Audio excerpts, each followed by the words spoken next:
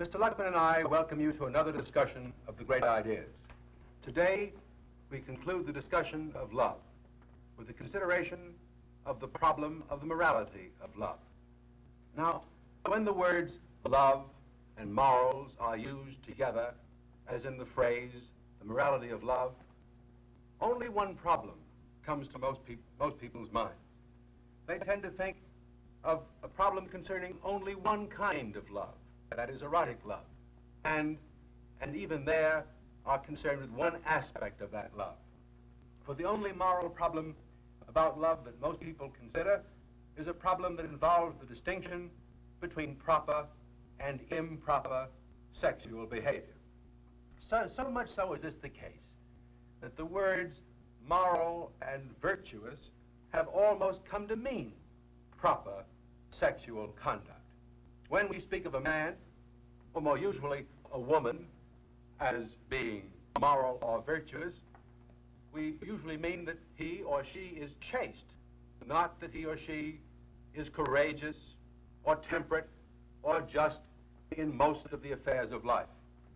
Now, there's no question at all that chastity is a virtue, but it is certainly not the only or the chief virtue. And what is even more regrettable, it seems to me, is that we speak of lawful and illicit love, or of sanctioned and forbidden love. And the reason why this is regrettable is because it tends to obscure or confuse the problem of the morality of love. For these phrases suggest that the distinction between the lawful and the illicit, the sanctioned and the forbidden, applies to love itself. Usually, the love between men and women. Whereas, in fact, the distinction much more properly applies to sexual conduct, which is a consequence of such love. Now again, there is no question that certain sexual conduct is lawful and other sexual conduct is unlawful. And there's no question, moreover, that this should be so. But after we recognize that it is so, and why it is so, why there should be some prohibition of certain types of sexual behavior, we are left with what seems to me a deeper, a more interesting, but I think also a more difficult problem. And that is the problem of distinguishing between good and bad love, between loves that are good as love and loves that are bad as love. I'm going to interrupt you, Yes. Dr. Adler, because I have to be certain that I understand what you're driving at this particular point. Now, are you saying that there are two distinct problems here concerning the morality of love? Or, on the other hand, are you saying simply that there is really only one such problem, and that the other problem, which is often confused with the problem of the morality of love, is really a problem of, well, the morality of sexual behavior? I would like to be understood, Mr. Luckman, as saying the second of these things. My reason is that I think the problem of the morality of love is a much broader and a more difficult problem than the problem of the morality of sexual behavior. For example, let me see first if I can distinguish between these two problems for you and tell you why I shall deal with the second. And I'm going to use Mr. Luckman's phrase for naming the two problems. The first problem is the problem of the morality of sexual behavior. The second is the problem of the morality of love. And since most people tend to confuse the first problem with the second problem, I'm going to try not only to distinguish it, but clarify it. Now, the problem of the morality of sexual behavior, do that first, seems to me, for the most part, to be a problem of injustice rather than a problem of love. In all societies, certain types of sexual behavior are prohibited. And in the West, in the Western tradition, they are prohibited by divine law as well as by human law. It is by these prohibitions that we draw the line between lawful and illicit sexual behavior, or between sanctioned and forbidden sexual behavior. Now, these prohibitions are like the prohibitions against killing and stealing. These prohibitions of certain types of sexual conduct are prohibitions against injuring other persons, against taking what is not one's own, or against degrading oneself. Moreover, just as the prohibitions against murder and stealing and all similar prohibitions have as their purpose the protection of the very fabric of society, so these similar prohibitions of certain types of sexual conduct have as their purpose the protection of the institutions of the family. Now, I would like to show you, I'd like to give you evidence that such prohibitions do not solve the problem of what makes love good as love or what makes love bad as love, even though the love in question may lead to sexual conduct that is prohibited. The evidence I'm going to show you, offer on this point, comes from the poets, the great storytellers about human love, the great novelists, the great dramatists, the great poets. But the evidence that I'm going to give you, I think, is verifiable in your own experience. You can test it by your own moral judgments. The poets, the storytellers, I think, show us that love has a privileged status, that love retains some honor, even when it defies the laws or standards of sexual conduct. The great lovers in fiction, even the great lovers in history, remain heroes, even when they are also transgressors of the moral code. Now, this is not true of men who are immoral insofar as they fail to control other passions. Let me illustrate this point for you quite concretely. When men are immoral because they fail to control other passions, we tend to call them brutish, childish, self-indulgent. We tend to compare them with animals. Thus, for example, when a man is a coward because he can't control fear, what do we say of him? We say he's a jackal. We say he's a scared cat. When a man is a glutton because he can't control his lust for food, and here, by the way, look with me at this picture. Here is a picture of a glutton.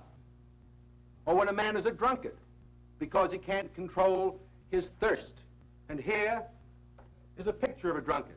Such men as these, what do we call them? This drunkard, this glutton.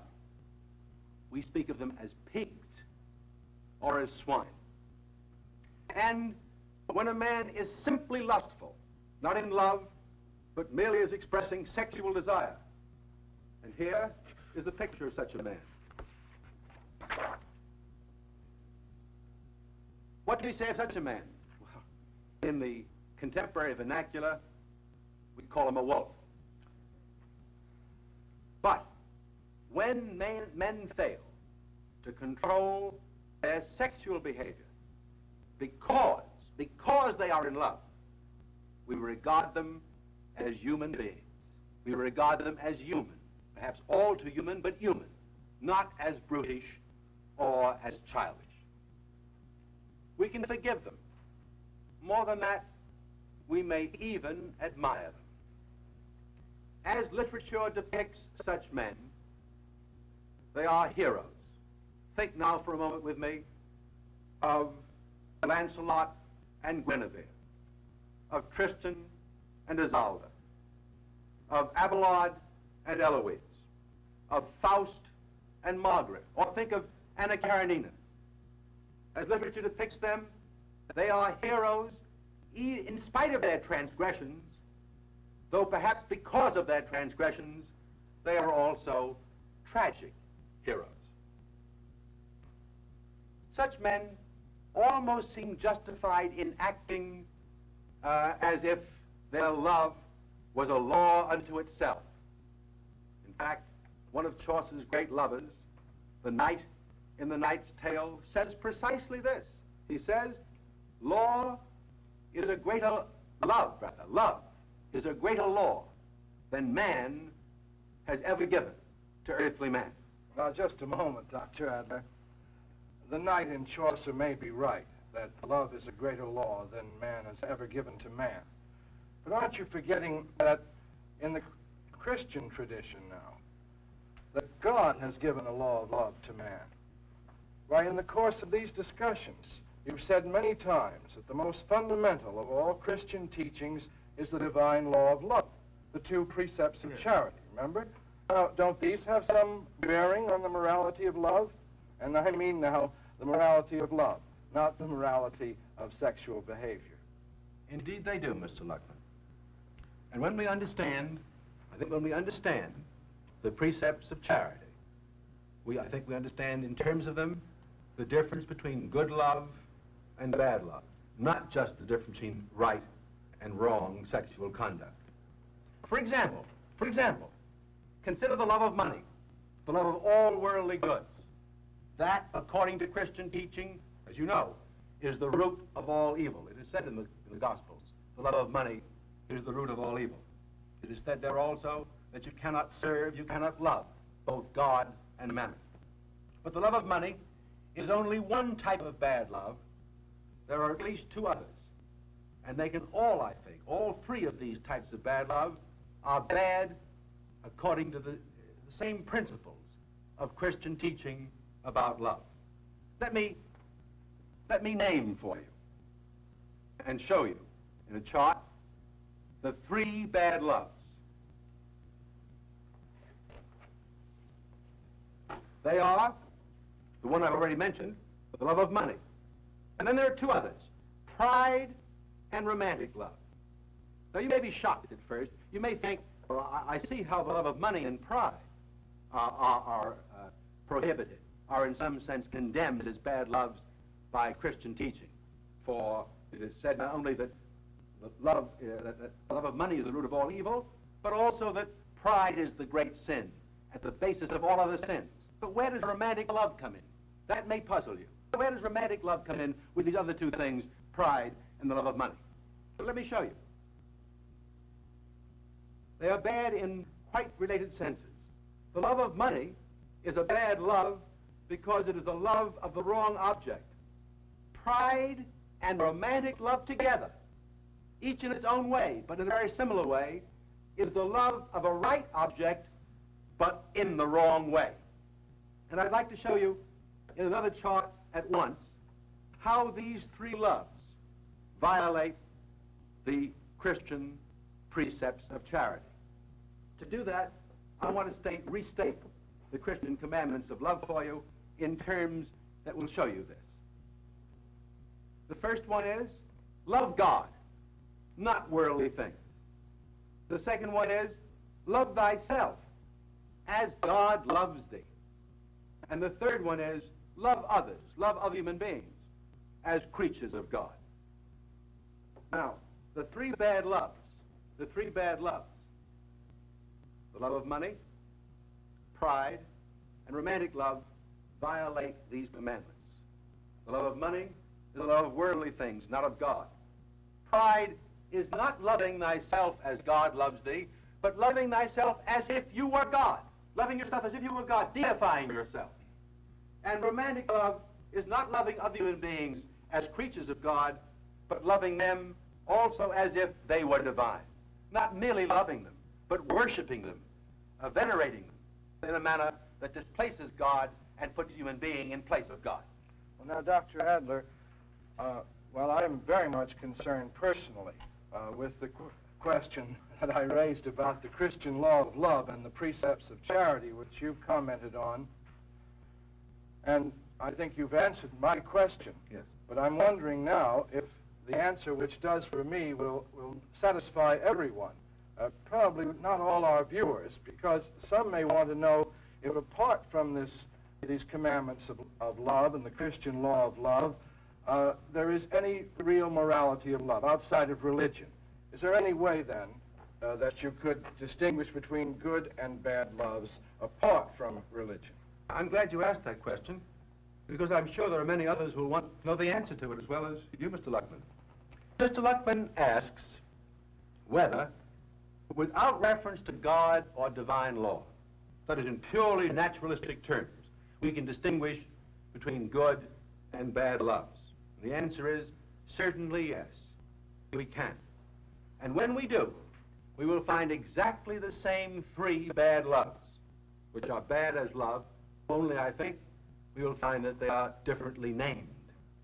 Now, to show you this, let me go to a psychologist like Freud, who is deeply interested in love, not just in sex as is so often mistakenly thought of Freud. Deeply interested in love, and certainly approaches the problem of love in scientific and not in religious terms. When we go to Freud, we will find him naming these three bad loves. Of course, we have to make a translation. The names will be different. But you will see as soon as I show you this, that though he names them differently, the loves are the same, and you will also see that the reason why they're bad is in principle the same.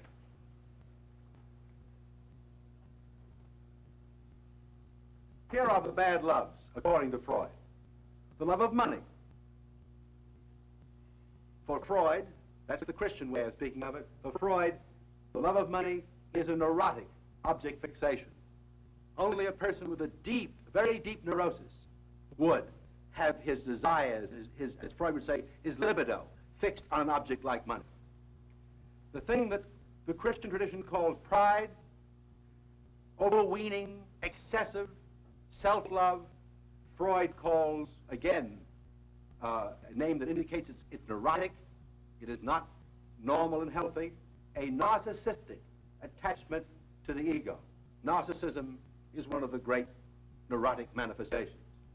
And the thing that in the Christian tradition is called romantic love is by Freud called adolescent overestimation, adolescent idealization of a sexual object.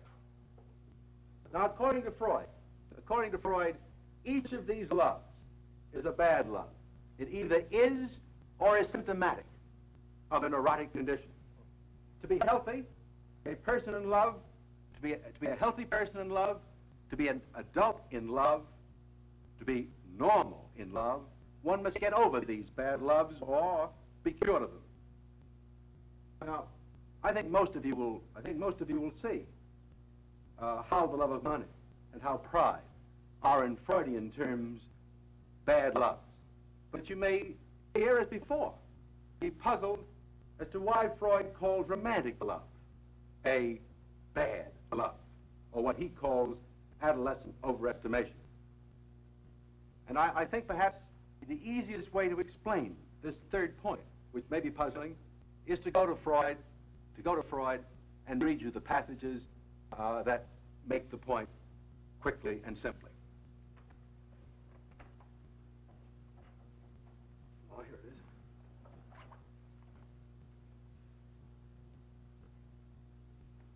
I've marked the passage that I think best states this. Freud, in this essay, points out that the adolescent tries to combine unsensual, heavenly love with sensual, earthly love, but is usually defeated, he says, by the phenomenon of overestimation or idealization of the object.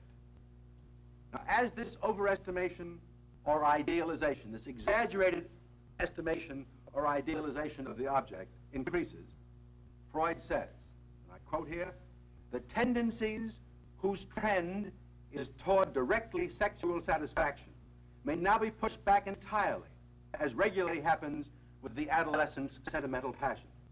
The ego becomes more and more unassuming and modest, and the object more and more sublime and precious. Until at last, it gets possession of the entire self-love of the ego, whose self-sacrifice thus follows as a natural consequence. The object has, so to speak, consumed the ego. This happens Freud points out, with greatest intensity when erotic love is not consummated sexually, as it is in marriage. And Freud compares such adolescent or romantic love with being hypnotized. He says, the hypnotic relation involves the devotion of someone in love to an unlimited degree, with the object of love completely replacing all ego love, and with all sexual satisfaction excluded. Now, I think this explains psychologically what is wrong with romantic love, why it is adolescent rather than adult. I think it explains it in terms that have a striking resemblance to the theological criticism of romantic love as the overestimation or idealization of the human being as if that human being were divine, something to be worshipped. And on the naturalistic plane, and without reference to God, I think the proper object of human love is, for Freud, a human person. And I think I can show you that these three bad loves of which Freud speaks are bad as loves, because each in its own way defeats the love that enriches human life and is therefore good as love. Let me show you this last point in a final chart that I think summarizes it. It's a chart that shows the defeat of good love by bad. For the love of money distorts and impedes the love of persons, and one should love persons. And pride or narcissism more seriously prevents our loving another human being or being loved by another human being. And so such self-love usually ends in loneliness and utter lovelessness. And finally, romantic or adolescent love destroys one's armor propre, one's proper self-respect. And since love cannot long endure without such self-respect, this destroys love itself. Now, it seems to me that the morality of love can be summarized in two simple statements.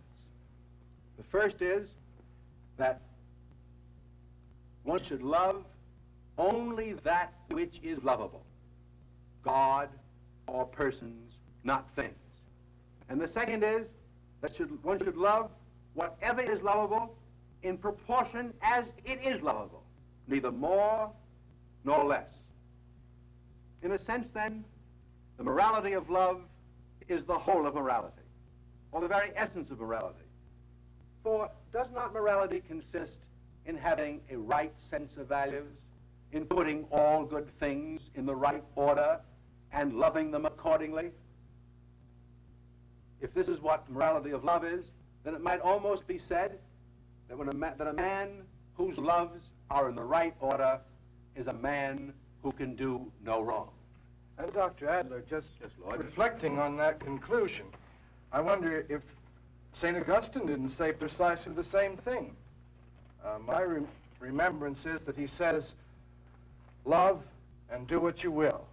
Now, doesn't he mean that you can't go wrong if you act in the light of love? Yes, he does mean that.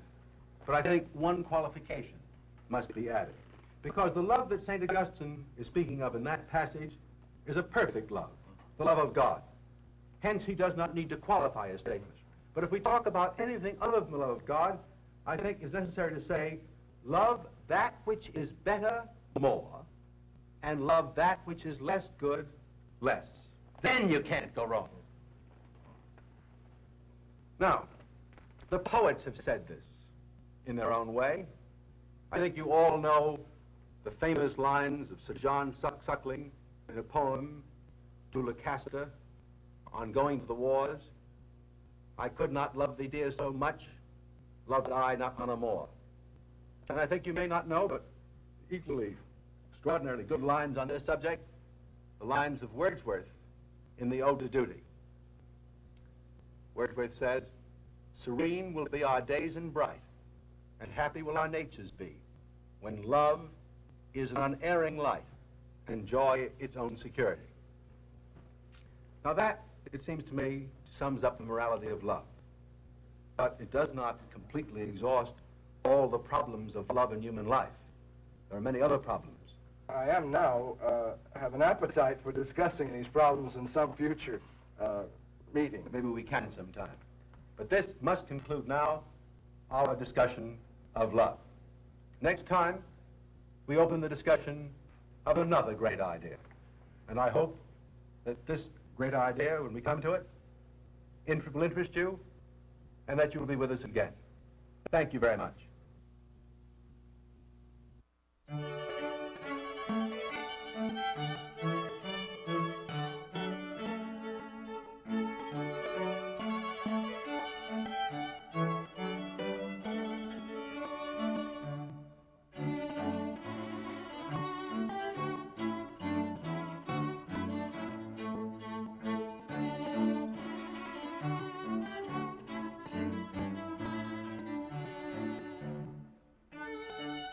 Mm-hmm.